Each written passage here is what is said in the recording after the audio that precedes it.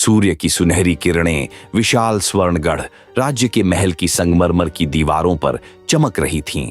पक्षियों की मधुर चहचहाहट और हवा में बहती सुगंधित बयार पूरे राज्य को एक स्वप्निल छटा से भर रही थी। स्वर्णगढ़ एक ऐसा राज्य जो न सिर्फ अपनी समृद्धि और वैभव के लिए प्रसिद्ध था, बल्कि न्याय, वीरता और परंपराओं के लिए भी जाना जाता था। यह राज्य पहाड़ों की तलहटी में बसा था, जहां चारों ओर हरे भरे जंगल, कलकल बहती नदियां और रंग बिरंगे फूलों से सजे बाग बगीचे थे। स्वर्णगढ़ के राजा वीरेंद्र सिंह, एक ऐसा नाम जिसे सुनते ही प्रजा के हृदय में श्रद्धा और प्रेम उमड़ आता था। उनका चेहरा जितना तेजस्वी था, उनका मन उतना ही करुणामयी। उन्होंने युद्ध के मैदान में तो अनेक बार विजय प्राप्त की थी, लेकिन उनके असली शौर्य की गाथा उनके न्याय से जुड़ी हुई थी। वे हर दिन प्रातःकाल सबसे पहले जनता की समस्याएं सुनते और स्वयं निर्णय देते। उनकी यही न्यायप्रियता स्वर्णगढ़ को अन्य राज्यों से अलग बनाती थी। राजमहल, जो स्वयं स्वर्ण के समान चमकता था, संगमरमर की सफेद दीवारों, नीले और लाल कांच से बने जालीदार झरोखों और छतों से लटकते हुए स्वर्ण दीपों से सजा हुआ था।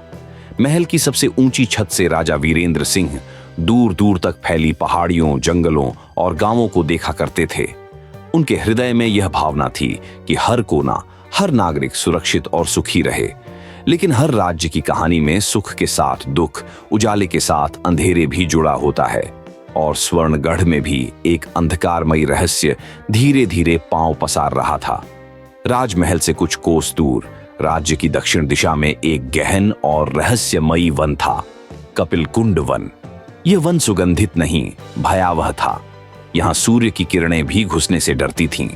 वर्षों पहले इस वन में एक तांत्रिक कालसिद्ध रहा करता था, जिसे राजा वीरेंद्र के पिता राजा शौर्यवर्धन ने उसके काले कारनामों के लिए राज्य से निष्कासित कर दिया था। लेकिन कहा जाता है, कालसिद्ध ने जाते जाते शाप दिया था, इस राज्य की न्याय की जड़ें खुद खोखली हो जाएंगी, और जिस दिन न्याय बंद होगा, स्वर्णगढ़ भी राख हो जाएगा। लोगों ने उस शाप को समय के साथ भूलने की कोशिश की, लेकिन पिछले कुछ महीनों से अचानक से राज्य में अजीब घटनाएं होने लगी थीं। गांवों से बच्चों के गायब होने की खबरें, जंगलों से आती अजीब आवाजें, और सबसे भयानक, न्यायालय के सामने पेश होने वाले गवाहों का रहस्यमयी तरीके से मर जाना। राजा वीरेंद्र सिंह चिंता में थे। उनके विश्वास पात्र सेनापति जयपाल सिंह और महामंत्री वसंताचार्य ने राज्य में खोज अभियान चलाया, लेकिन कोई सटीक उत्तर नहीं मिला। तभी एक दिन एक गुप्तचर लहूलुहान अवस्था में महल पहुंचा। उसकी सांसें टूट रही थीं, लेकिन उसने जो कहा वह रोंगटे खड़े कर देने वाला था।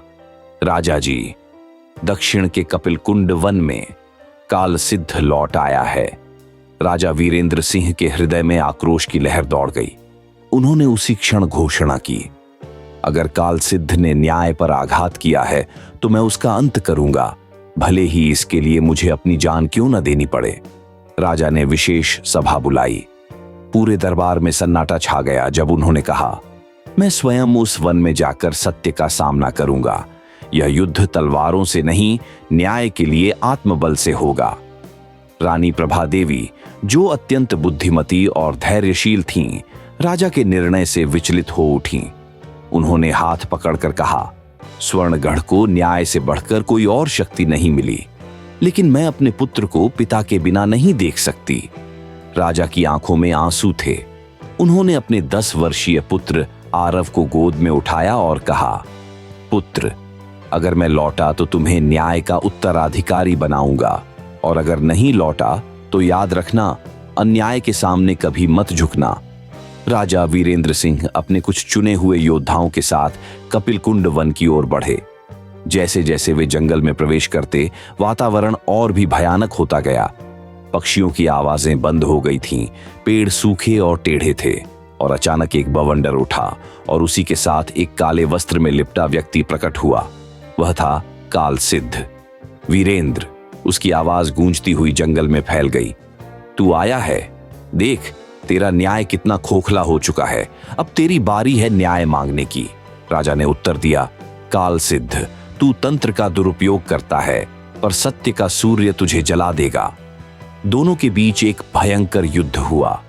यह युद्ध तलवारों का नहीं, मंत्रों और मनोबल का था। काल सिद्ध अंधकार का राजा था, लेकिन वीरेंद्र सत्य का सिपाही। आखिरकार जब काल सिद्ध ने राक्षसी रूप धारण कर लिया, राजा वीरेंद्र ने अपनी आत्मा की शक्ति से उसे परास्त किया। लेकिन उस युद्ध का मूल्य बहुत भारी था। वीरेंद्र घायल हो गए और तभी एक दिव्य प्रकाश में कपिलकुंड वन की सैकड़ों आत्माएं प्रकट हुईं। वे गवाह थे जो मारे गए थे। उन्होंने राजा को आशीर्वाद दिया और उसकी चेतना में एक नई शक्ति का संचार हुआ। राजा वीरेंद्र सिंह वापस लौटे। राज्यवासियों ने उनके स्वागत में पूरी नगरी को स्वर्ण दीपों से सजा दिया। लोगों की आंखों में श्रद्धा और गर्व के आंसू थे। राजा ने अपने पुत्र आरव को गले लगाकर कहा, पुत्र, न्याय के लिए मर मिटना आसान नहीं, लेकिन जीकर उसे कायम रखना और भी कठिन है। इसके बाद राजा ने एक विशेष निर्णय लिया। राज्य में एक न्याय विद्यापीठ की स्थापना, जहां हर नागरिक को न्याय, धर्म और सच्चाई के मार्ग पर चलने की शिक्षा दी जाती। स्वर्णगढ़ फिर से वैसा ही हो गया, स्वर्ण समान उज्ज्वल, न्याय से भरा हुआ। राजा वीरेंद्र सिंह एक ऐसा नाम बन गए जिनकी गाथा पीढ़ी दर पीढ़ी सुनाई जाती रही। और हर सुबह जब सूर्य की सुनहरी किरणें महल की संगमरमर की दीवारों पर चमकतीं, लगता जैसे वह न्याय का उजाला हर कोने में फैला रही हों।